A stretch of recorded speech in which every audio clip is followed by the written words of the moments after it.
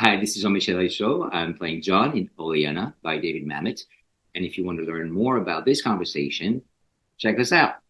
Well, the first time I fell in love with the theater, I was 14, 13, 14. It was in school in Paris, France. And I was playing a character called Tistou with green thumbs. And I was the lead. And I had green thumbs, and I would go around the stage, and the other students we had built walls, and when I was going around the stage, they would turn around the walls and flowers appear in the back, and that's how I fell in love with theater. And it never left me. I went to the conservatory in Paris, and then moved to New York, studied acting there at Columbia, and yeah, that's how my theater life started. I fell in love with acting.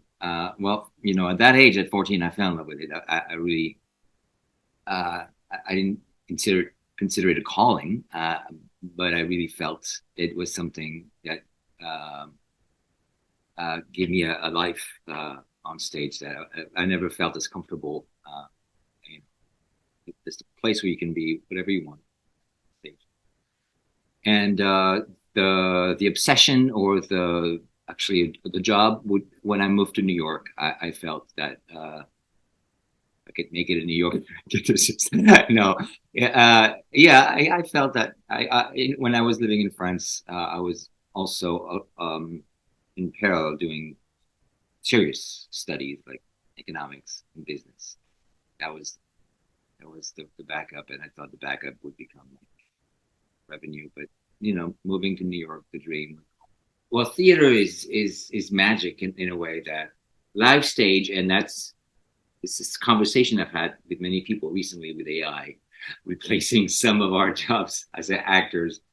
Is it will not be replaced because live stage or live music is a it's like going to church. It's collaboration with the audience. It's a dialogue, and every night is different because the audience is different because we are different on stage. So this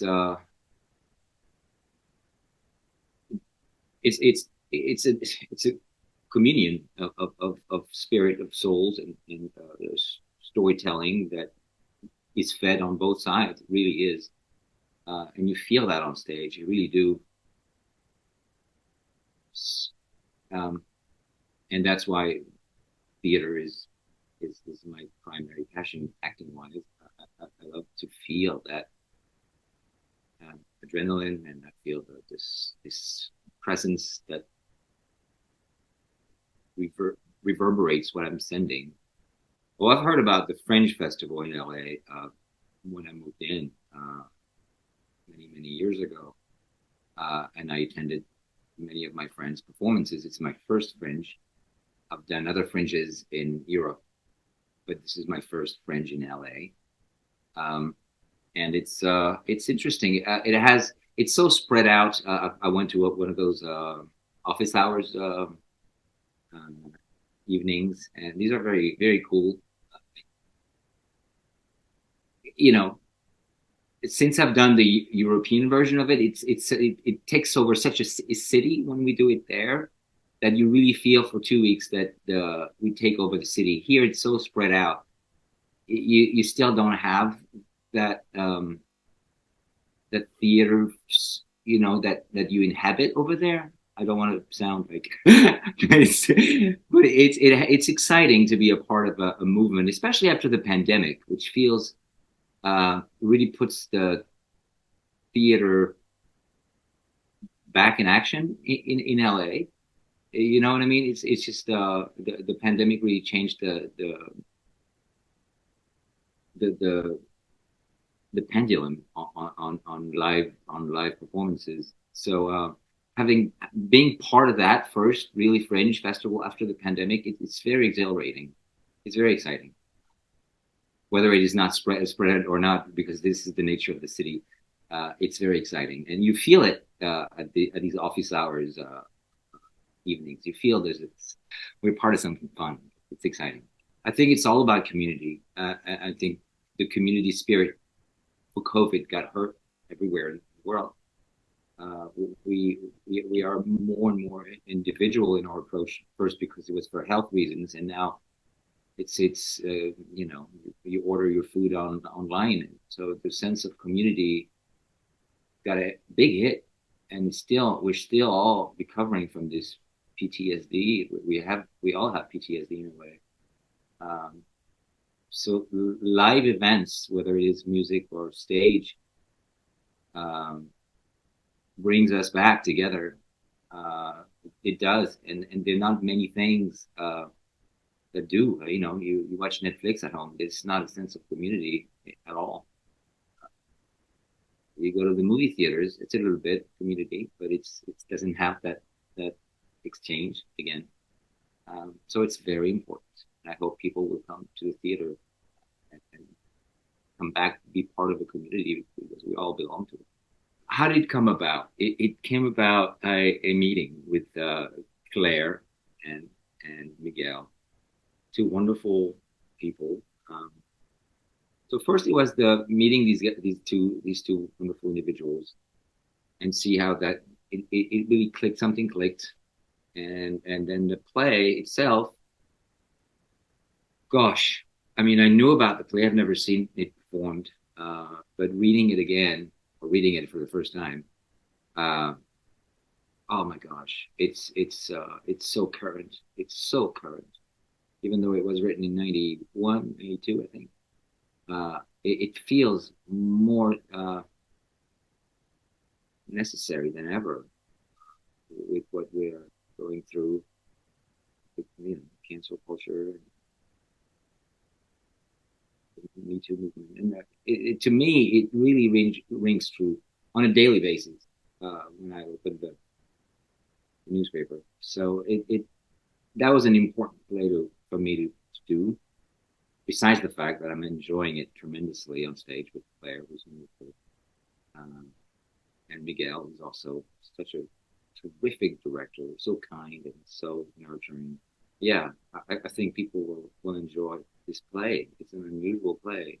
The play starts between a college professor, me, and his female student, and she come to see him because she has questions about her test, and we find out that she's not doing so well in the class, and so the my character is trying to help her, and but he's got issues on his own because he's trying to buy a house. He's on a tenure track. Uh, this house, he's got a family, child. Uh, is very important to him. So his mind is somewhere else, and this student comes, and we all both anxious of the future.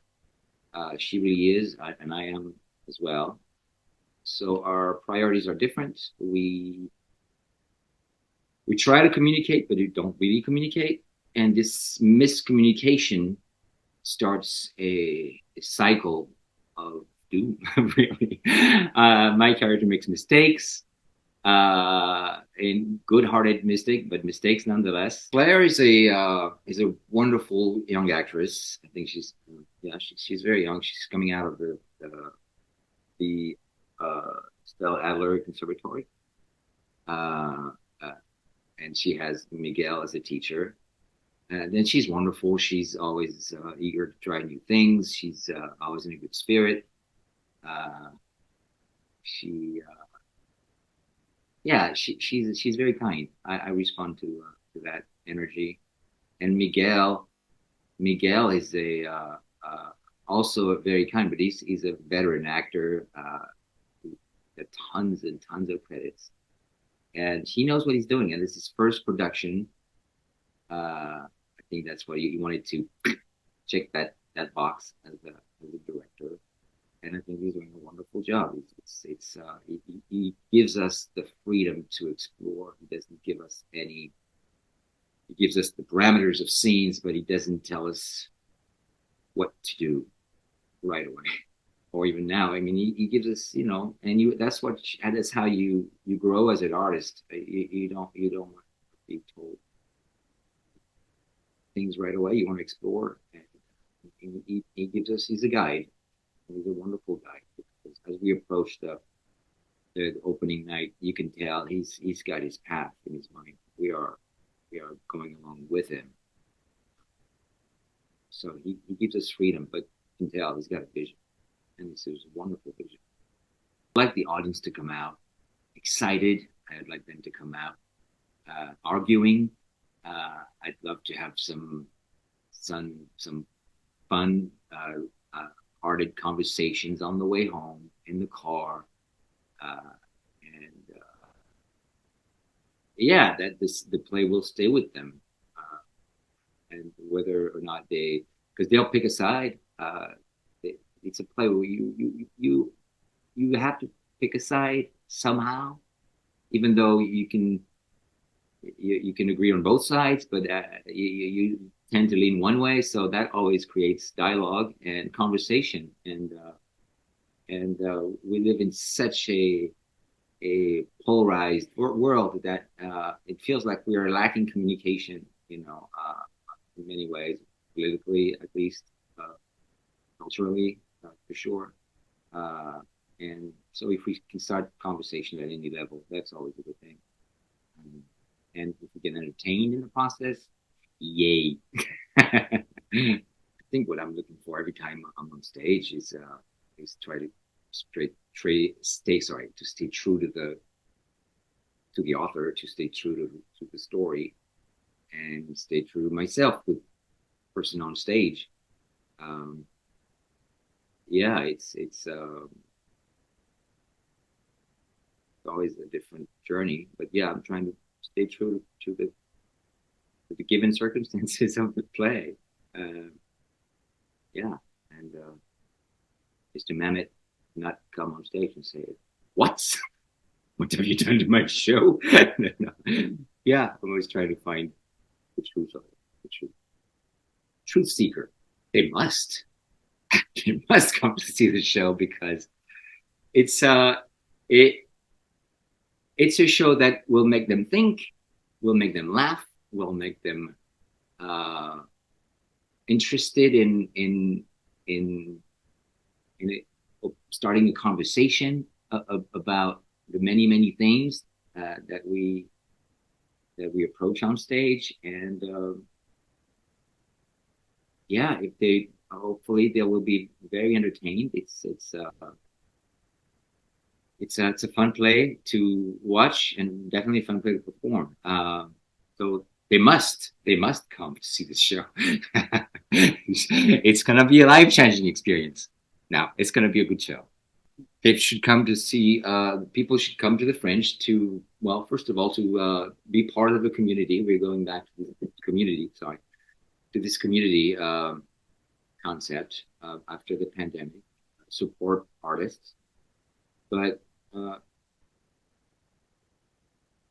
to be entertained, get out of the house and have a really good time, whether it is to see our very serious show, intellectual, or whatever it is, or see a stand-up or a comedy. There's some really good shows out there. The office hours, evenings, we exchange our ideas and each other's shows, and there are really good shows out there. So yeah, please come out, see some good theater. My hopes and dreams for this play is, yeah, I'd love to keep the team together for sure. It's a wonderful team, and keeping it alive, see where it goes. The Fringe is, to me, first step. We'll see what happens after. We'll see where we can take the show. Hi, I'm Jean-Michel Richaud. I'm playing John in the play Oleanna at the Fringe Festival. We are playing at the Zephyr Theatre on Melrose. It's a show written by David Mamet, and it's a wonderful, I wouldn't say important, but it is a very life-changing experience. It creates dialogue, creates drama, entertainment. I couldn't recommend this show more. It's an important work to go see with a wonderful team. See you at the theater.